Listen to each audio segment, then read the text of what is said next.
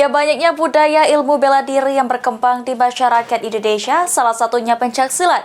Bela diri kuntau yang menjadi budaya masyarakat Melayu sering disamakan dengan kuntau meski ada perbedaan yang mencolok.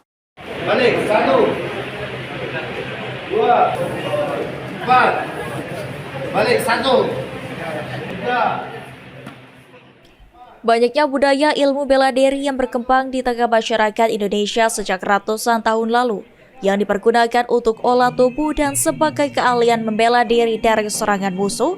Pencaksilat merupakan budaya ilmu bela diri yang sudah sangat dikenal masyarakat Jawa, bahkan kawasan daerah Sumatera Selatan.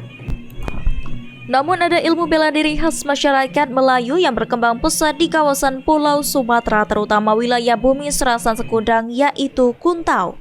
Bahkan kuntau sendiri banyak diartikan masyarakat umum dengan pencaksilat.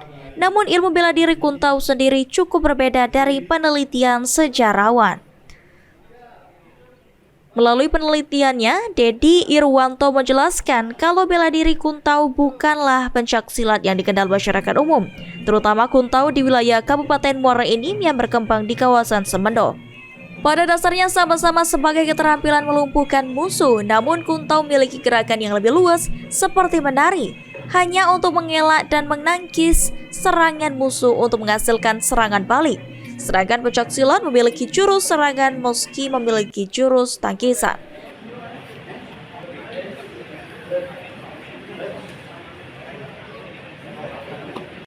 Tidak banyak lagi yang bisa membedakan antara kuntau dan pencaksilat. Kadang pencaksilat itu dianggap sebagai kuntau, padahal kuntau itu sebetulnya berbeda dengan pencaksilat. Jadi ciri khas kuntau Semendo ini yang paling kentara kita lihat adalah gerakan dia menghindar, kemudian mundur, lalu kemudian menyerang dan menangkis.